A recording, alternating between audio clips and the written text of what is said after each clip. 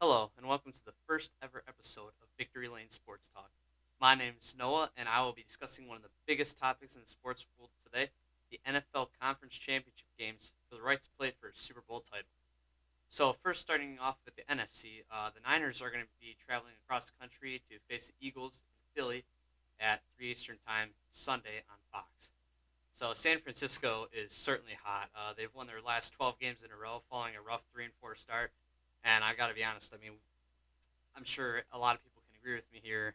When a team starts with 3-4 start, you're usually just looking at possibly a 7 seed if the season goes well, maybe a 6 or 5. But you're certainly not expecting them to win 12 games in a row, take their division title, and become a Bowl favorite, especially after losing their two starting quarterbacks.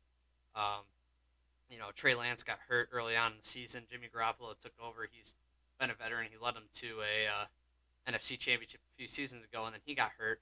And Brock Purdy, a rookie out of Iowa State that got drafted very last in the last year's NFL draft, has really taken over. He stepped up in a big way for the Niners, and he's just really come through in these big moments. And he's looking like a young Tom Brady out there. Honestly, he still hasn't lost a game in the NFL. Last week, he went 19 for 29, threw for 214 yards in the Niners' 19-12 win over Dallas. George Kittle, the tight end for the Niners, was also a big key to winning that divisional round against the Cowboys. And overall, I mean, just looked like a great team effort, but certainly Brock Purdy has shown that he just is not fazed by stepping into the spotlight and really taking over, taking command of his team and putting that weight on his shoulders and everything. Let's go into the other side. The Eagles held the best record in the NFC. They were 14-3 this year.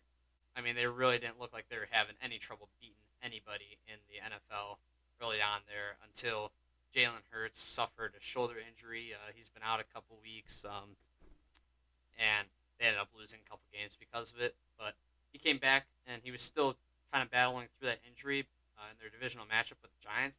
But not only did he beat the Giants with being injured, he smoked them.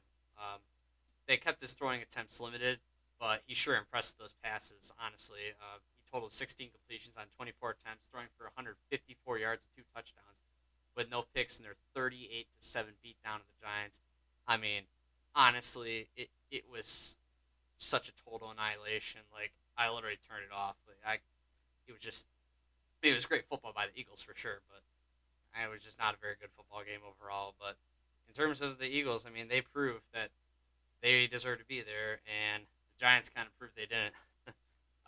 They played a Minnesota team on the decline who's honestly gotten lucky for pretty much the entire year. A lot of people call them the biggest frauds in the NFL, and I mean the Eagles just showed them who runs the NFC and who really deserves to be there. So they kicked them right out of Philadelphia like it was nothing. So overall, I think this game is going to be a lot of offense for sure. Um, Probably pretty high scoring, but the Niners defense is pretty solid. So honestly, I mean, we're going to see a back and forth game for sure. Brock Purdy, though, he's shown he can keep his composure in big moments. And honestly, I think the 49ers will go into Philly and they'll keep their win streak alive to take down that top team in the NFC and advance to their eighth Super Bowl in franchise history. Now we go on to the AFC. The Bengals are going to go on the road to visit the Chiefs in Arrowhead at 6:30 Eastern Sunday on CBS. So right after that first NFC game, and looking for the right to play in the Super Bowl against whoever the NFC's winner is. So Joe Burrow and the Bengals have taken the last three matchups against Patrick Mahomes and the Chiefs. So as of late, the Bengals just look like the one team that the Chiefs just cannot beat. And Burrow's shown early on in his career that he can step up to the plate and make big plays when it counts. The Bengals spoiled a highly anticipated matchup this past weekend between them and the Bills. They won by a lopsided score of 27-10 in Buffalo in the snow. And in that snow, Joe Burrow completed 23 passes on 36 attempts for 242 yards, 2 touchdowns, throwing no picks in the snow. So Joe Burrow clearly doesn't have any problems playing in these big moments, even when the weather is stacked against him, because the Bills are probably a lot more accustomed to playing in the snow than the Bengals are. Obviously, we know what happened when these two teams last played each other. They weren't able to finish out the game. It was looking like it was going to be a closer game than this one ended up being, though. 27 to 10, not very close. Joe Mixon, also running back, stepped up in a big way too. He had 20 carries for 105 yards, which is 5.2 yards a carry, and a touchdown in a 17-point win. He really stood out. I mean, he's had a great season all year. I know he racked up a ton of fantasy points because I was in a fantasy league. I know, um, but yeah, I mean, he really stepped up along with Burrow, and ever since Burrow and Jamar Chase came in hot off their 2019 championship with LSU, they've really shown that you know they belong here in the NFL, and they've emerged to be one of the best quarterbacks and one of the best receivers in the NFL, respectively. And just a great duo all around to play for that Cincinnati Bengals team, and they're looking real dangerous. Now, as for the Chiefs, we all know what their MVP quarterback, Patrick Mahomes, is capable of when healthy. So, he went down in Kansas City's divisional matchup with Jacksonville. He injured his ankle on a tackle. Took him out of the game for a long touchdown drive led by backup QB Chad Henne. So he came in for one drive and certainly held down the fort while Mahomes is getting rehabilitated in the locker room. Mahomes came out, though. He would return to the game, but he certainly wasn't the same. On the first play, you saw him handing the ball off, and he kind of did like a little jump step. I mean, he was just hobbling on off. He was really not very mobile for the rest of the game. I mean, we know Mahomes for his ability to run, obviously throw sidearm passes and everything like that. Everybody knows that's who Patrick Mahomes is. But he definitely turned into more one of those old school pocket statue quarterbacks that we all know and love for the rest of the game. But he was still able to throw 22 completions on 30 attempts for 195 yards and 2 touchdowns, both to his tight end Travis Kelce, who, by the way, has been a huge part of Kansas City's success this year. I mean, he led the NFL in nearly every statistical category for tight ends by a wide margin. And he caught 14 passes for 98 yards and aforementioned 2 touchdowns to lead them to a 27-20 win over Jacksonville. I mean, honestly, it was almost like Jacksonville's defense said, I guess we just won't cover the best pass catcher in the league today. I mean, he was just running crossing routes all over them, and they were just leaving him like 5 yards of separation in the middle of the defense, and it was brutal to watch that Jacksonville defense absolutely get torn up by Travis Kelce. So he's got to be the best tight end in the league by far. I mean, Kittle's good, but Kelce is something else. Future Hall of Famer for sure, and I think that he can definitely lead them in this game. I expect this to be a game with a lot of big plays because of the two high-powered offenses that we know in the Bengals and the Chiefs.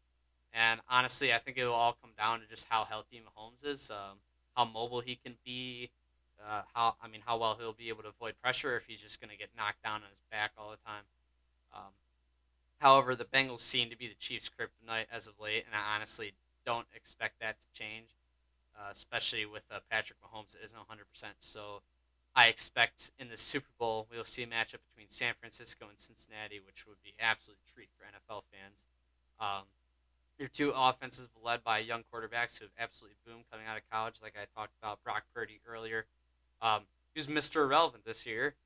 Last pick in the draft, nobody expected him to be that big of a playmaker, and here he comes late in the draft trying to lead his team to a Super Bowl title. I mean, that's Tom Brady type stuff. I'm not saying Brock Purdy is Tom Brady, but I am saying he's certainly impressed as a rookie here in this league. Everybody knows the name.